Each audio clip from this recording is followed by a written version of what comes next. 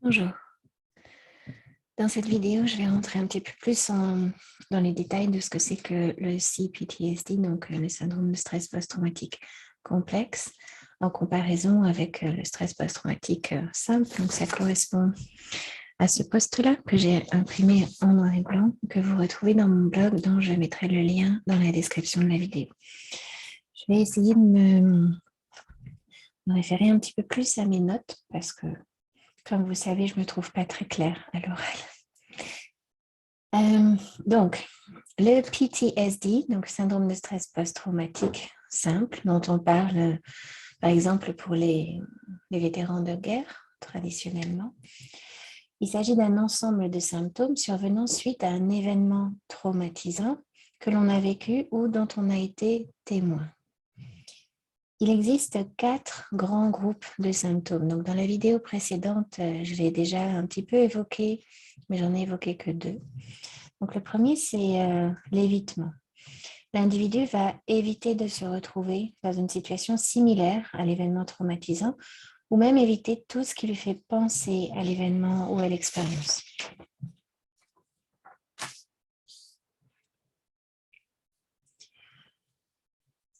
Donc, on peut élaborer tout un tas de stratégies pour s'en empêcher. Par exemple, moi, je n'aime pas parler en public. Donc, quand il s'agit de faire une vidéo, je vais trouver tout un tas d'excuses pour ne pas le faire. J'ai envie de faire pipi, j'ai envie de faire la vaisselle, regarder Netflix. Et ça devient gênant, ce genre de choses. Enfin, quand on parle de souffrance au travail, la façon dont ça va se manifester, l'évitement, c'est que on devient, par exemple, paralysé au moment d'effectuer une tâche ou quand il s'agit de communiquer quelque chose à quelqu'un.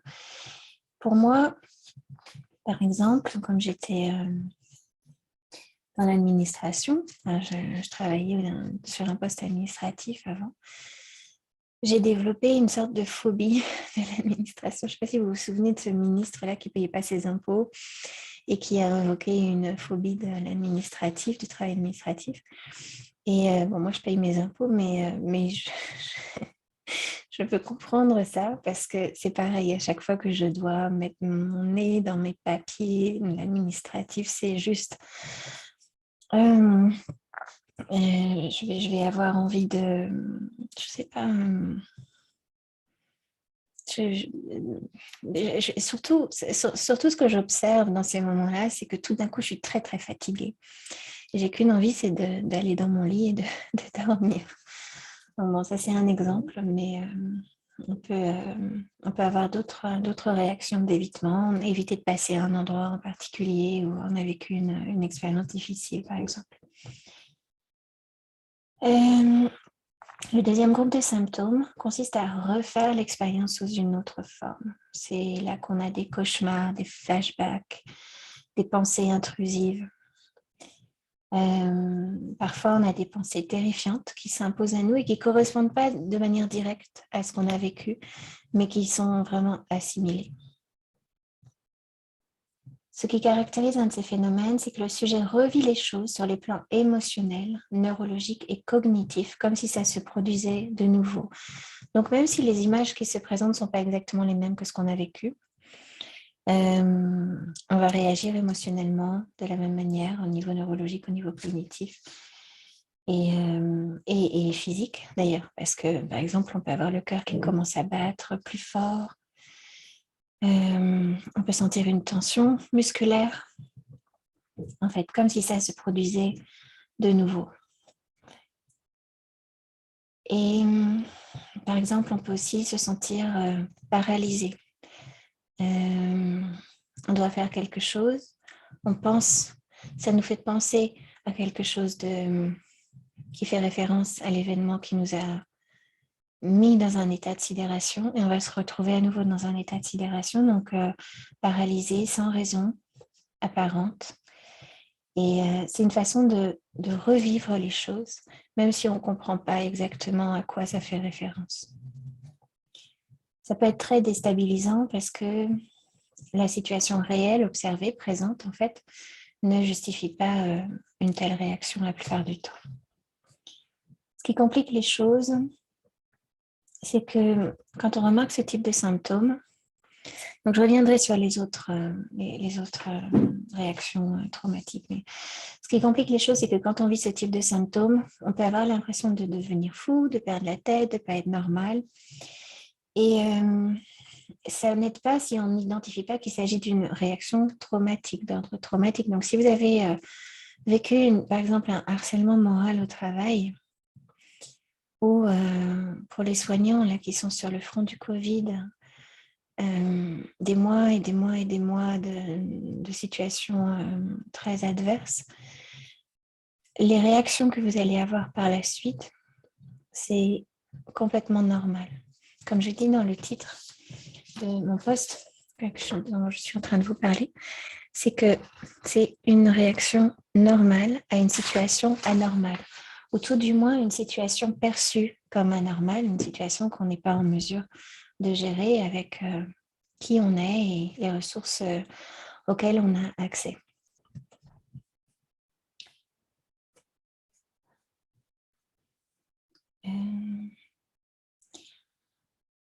Aussi, si on n'identifie pas qu'il s'agit d'une réaction traumatique, on risque de prendre le premier psy qu'on trouve, ce n'est pas forcément la chose la plus indiquée. Parfois même, c'est votre médecin traitant qui va vous en conseiller un. Il peut y avoir des très bons psys, mais si on n'identifie pas qu'il s'agit d'un stress post-traumatique, complexe ou non, les solutions proposées la plupart du temps ne sont pas très adaptées. Je pourrais y revenir. Les psychologues ne savent pas toujours identifier le stress post-traumatique et encore moins la version complexe et encore moins la version complexe liée à la souffrance au travail. Donc, en plus, ce qu'il faut dire, c'est que les thérapies qui sont basées sur la parole, et ça c'est encore énormément utilisé en France parce qu'on est encore très influencé par l'approche psychanalytique, même si ça commence on commence à s'ouvrir à d'autres approches, notamment cognitivo-comportementales et autres. Mais souvent, en fait, on observe que dans les cas de traumatisme, la parole, le fait de raconter les choses, c'est pas ce qui va aider le plus. Alors, dans un premier temps, peut-être, quoique, c'est pas sûr. Mais on a observé, notamment avec les vétérans du Vietnam aux États-Unis, que finalement, ce qui fonctionnait le mieux, c'était plutôt les approches psychocorporelles, donc comme la sophrologie, le yoga, toutes les approches qui mettent en mouvement le corps et qui laissent parler le corps plus que le mental. Parce que mentaliser les choses, on a aussi observé que quand on les faisait parler, extérioriser les choses par la parole, mais ça aggravait les symptômes. Donc, il faut faire attention à ça. Si vous avez déjà fait une thérapie ou que vous êtes en thérapie et que vous voyez que finalement les choses n'avancent pas et que ça réactive des choses, mais que finalement sur le long terme, ça n'avance pas, ce que je vous dis, ça peut vous parler.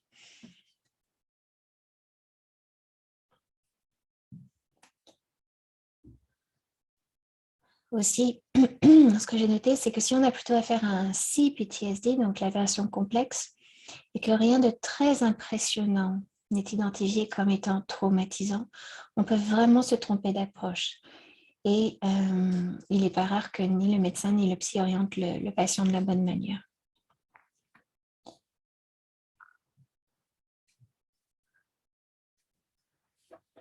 Alors, je parlais de la sophrologie. La sophrologie, c'est une approche possible, mais ce n'est pas la seule. Pour ce qui est des traumas, en ce moment, on parle beaucoup de l'EMDR et il commence à y avoir pas mal de praticiens. Moi, j'ai étudié un petit peu l'EMDR, mais quand j'étudiais aux États-Unis il y a plus de 20 ans. Et donc, EMDR, c'est Eyes Movements Desensitization and Reprocessing. Donc, ça vient de l'observation qu'on a faite des gens qui sont en état de sommeil paradoxal. Donc, on sait que le sommeil paradoxal, c'est le moment où le cerveau va digérer, le système nerveux va digérer les événements, que ce soit les événements de la journée ou les événements plus lointains, et faire en sorte que les souvenirs passent dans une localisation du cerveau particulière pour qu'ils ne soient plus ressentis comme étant présents, entre autres choses. Mais il va aussi dégérer au niveau émotionnel. Et cette phase-là, elle est très, très, très importante, en fait, pour pouvoir avoir un psychisme, pour pouvoir se sentir équilibré, émotionnellement équilibré. Et on a observé que pendant le sommeil paradoxal, quand on a les yeux fermés et les pupilles en dessous bougent très, très, très rapidement. Et on a associé donc ce mouvement des pupilles. On s'est dit peut-être que le fait de bouger les yeux comme ça participe à ce processus de digestion au niveau psychique. Et donc, on a élaboré cette méthode qui s'appelle EMDR et qui consiste à faire bouger les yeux comme ça. C'est pas exactement ça, mais c'est le principe. Tout en faisant, en demandant aux patients de penser à ce traumatisme pour en fait reproduire ce processus naturel qu'on fait pendant le sommeil paradoxal. Et donc, ça permet de désensibiliser et de reprogrammer. Donc, c'est pour ça, c'est eyes movements, donc les mouvements des yeux, desensitization and reprocessing, c'est la désensibilisation et la reprogrammation. Alors.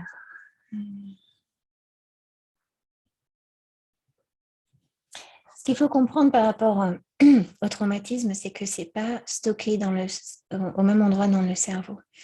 Nos souvenirs, les souvenirs normaux, entre guillemets, ils vont être stockés dans un certain endroit, qui fait que quand on n'y repense pas comme s'ils étaient présents. On ne les vit pas comme si c'était une situation présente. La mémoire traumatique, c'est différent. C'est qu'on va vivre, on va se remémorer ces événements ou sous la même forme ou sous une autre forme, comme si ils étaient encore actuels. Et ça, c'est un vrai problème, en fait. Parce qu'on réagit émotionnellement, on perd nos capacités cognitives normales, le corps réagit. Et donc, la mémoire, le stockage des informations ne se fait pas au même endroit. Et donc, l'idée, c'est de réussir à faire en sorte que ces souvenirs-là deviennent finalement des souvenirs normaux, sans affect et sans être ressentis comme étant encore actuels.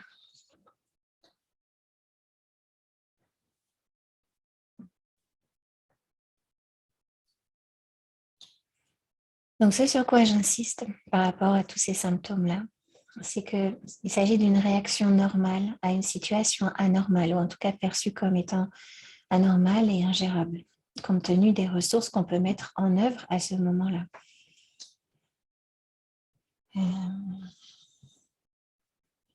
Donc, ce sont des situations qui mettent au défi notre système nerveux.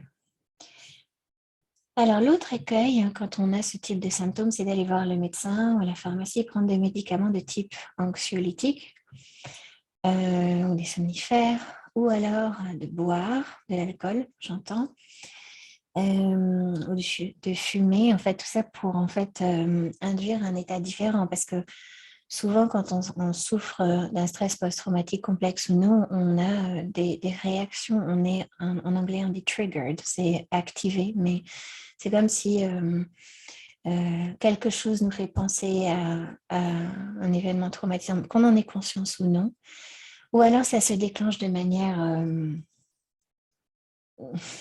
spontanée, sans raison apparente, et on a besoin d'agir sur notre état interne, c'est-à-dire de nous rééquilibrer sur le plan nerveux. Et ça, on a tous nos stratégies pour ça. Il y en a certaines qui sont plus adaptées que d'autres. Et donc, prendre des médicaments, c'en est une. Parce que sur le court terme, ça peut aller, mais sur le long terme, ça pose un certain nombre de problèmes.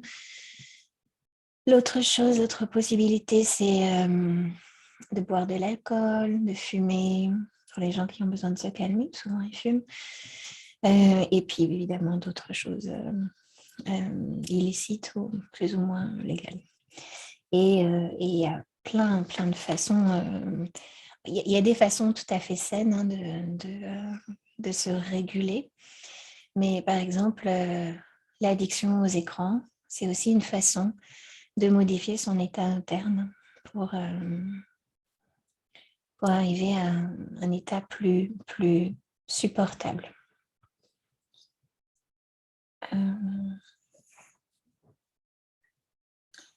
Donc, moi, je parle pas mal des médicaments parce que c'est vraiment un écueil. C'est que souvent, particulièrement quand on est en état de souffrance au travail, on va aller voir le médecin, on va commencer à prendre des anxiolytiques ou des somnifères et voire des antidépresseurs. Mais ça, c'est autre chose, les antidépresseurs. C'est une autre catégorie dont je ne vais pas parler ici. Le problème avec les anxiolytiques et les somnifères, c'est qu'on peut développer une addiction très facilement. Et on a des effets secondaires. Alors, soit ça affecte nos capacités cognitives au niveau de la concentration, de la mémoire, de l'attention, capacité, oui, enfin, c'est la concentration, la capacité d'attention. Et aussi, alors ça, peut-être que c'est moins connu, mais ça affecte le sommeil paradoxal. Et comme je vous ai dit un petit peu plus tôt, le sommeil paradoxal, ça permet de digérer les événements, notamment les événements de la journée. Donc, si notre sommeil paradoxal est réduit ou perd en qualité, cette digestion-là, elle va moins bien se faire. Et on peut naturellement penser que ça va favoriser un état dépressif. Donc ça, c'était mon médecin de la médecine du travail qui m'avait expliqué ça. Et je trouve ça assez pertinent. Et donc, ces médicaments-là, anxiolytiques et somnifères, il faut vraiment les éviter. Alors, l'autre truc qui commence à sortir, et c'est mon médecin d'ailleurs qui m'en a parlé, c'est qu'on commence à penser que ces benzodiazépines en fait seraient une cause de développement de maladies neurodégénératives sur le long terme, donc de type Alzheimer ou Parkinson, particulièrement Alzheimer.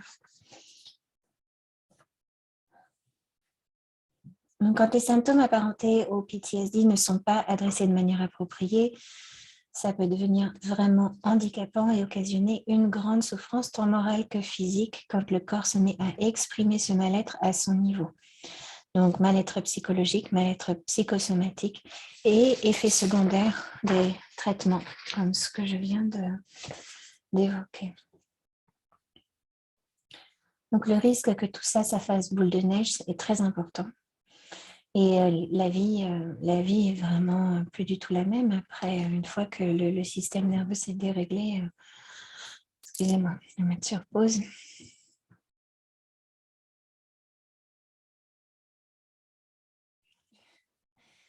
Je remets l'enregistrement, j'ai une voix hyper forte dans mon casque qui me dit que ça reprend. Bon, bref, j'avais envie de tousser, donc j'ai mis sur pause. Donc oui, ça peut faire boule de neige en fait, toutes ces solutions-là, donc que ce soit médicaments, alcool et autres. Et il est de plus en plus compliqué de faire en sorte que le système nerveux revienne à un point d'équilibre. Et parce que quand le système nerveux fonctionne normalement, ces réactions-là, les réactions de stress, en l'occurrence, sont proportionnées aux demandes d'adaptation extérieures. Et avec un stress post-traumatique, le système nerveux ne répond plus de manière proportionnée. Il s'emballe, il se met à réagir d'une manière qui ne correspond pas à ce qui se passe dans la réalité. Donc, quand on souffre d'un stress post-traumatique complexe, qui peut être... aussi, on parle, parce que souvent, le stress post-traumatique complexe est relié à l'enfance, bien que ce n'est pas exclusivement lié à l'enfance, mais on peut aussi parler de childhood PTSD. Et parce que c'est quand on est enfant, on peut être confronté à des situations qui peuvent paraître tout à fait anodines d'un œil extérieur, mais on est particulièrement impuissant en fait quand on est enfant. Et souvent, quand on a vécu dans un contexte difficile, ça peut être des abus, mais ça peut être simplement, par exemple, une situation de pauvreté importante. On peut développer un CPTSD et qui correspond aussi à un Childhood PTSD. Donc, quand on a souffert en fait d'un CPTSD pendant l'enfance ou un trauma développemental aussi, je crois qu'on appelle ça comme ça, on peut ne pas du tout avoir le souvenir de ce que c'est que d'avoir un système nerveux à l'équilibre. Si je vous parle de ça, peut-être que ça ne vous dit rien du tout, vous ne savez pas ce que c'est parce que vous ne pouvez pas le ressentir. Et on peut être constamment en alerte, souffrir d'une anxiété chronique, sans savoir finalement ce que c'est que la norme sur ce plan. Qu'est-ce qui est normal de ressentir?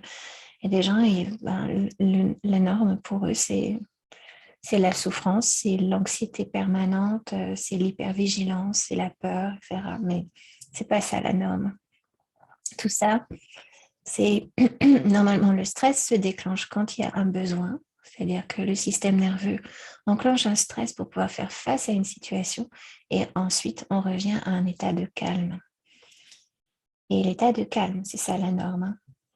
Parce que c'est vrai qu'on peut l'oublier. Et pour ces gens-là, la vie est rarement agréable. C'est plutôt éprouvant. Et en fait, ce que je voudrais dire, c'est que quand même si on a ce problème-là, on peut y remédier la plupart du temps. Donc, concernant le diagnostic, le PTSD, c'est un peu souvent diagnostiqué comme une dépression, des troubles anxieux, une dépendance à quelque chose. Et ce diagnostic est favorisé par le fait que les gens qui souffrent de PTSD complexe ou pas ont plus de chances de souffrir d'une addiction, de troubles anxieux ou d'une dépression, tout simplement. Donc ça, je pense que vous pouvez le comprendre, particulièrement par rapport à l'addiction, parce que l'addiction, c'est simplement la compulsion à consommer quelque chose ou à faire quelque chose pour modifier son état interne. Et comme quand on est traumatisé, on a des états internes qui sont très activants, très, très désagréables, très, très déstabilisants, on va avoir une compulsion naturellement pour agir sur cet état interne et revenir à un état plus, plus agréable en fait, plus supportable. Certains symptômes, et ça c'est un peu plus rare, peuvent même évoquer la schizophrénie dans le sens de hallucination ou le trouble bipolaire, c'est-à-dire les troubles de l'humeur, l'alternance entre l'état dépressif et l'état maniaque, d'accès maniaque majeur. Mais dans ce cas, il faut vraiment que le stress post-traumatique soit vraiment très sévère. Et statistiquement, le stress post-traumatique, le syndrome de stress post-traumatique est plus fréquent que ces maladies-là. Donc, on n'est pas, on tombe ni dans les troubles bipolaires, la schizophrénie, ou la plupart du temps, en fait, il faut comprendre que ce problème-là, les traumatismes, qu'ils soient complexes ou pas, et le stress qui est engendré par ça et tous les symptômes dont je vous parle, c'est quelque chose d'extrêmement courant. Par exemple, ça peut être difficile de différencier la dépression d'un stress post-traumatique parce qu'on peut avoir affaire à exactement les mêmes symptômes.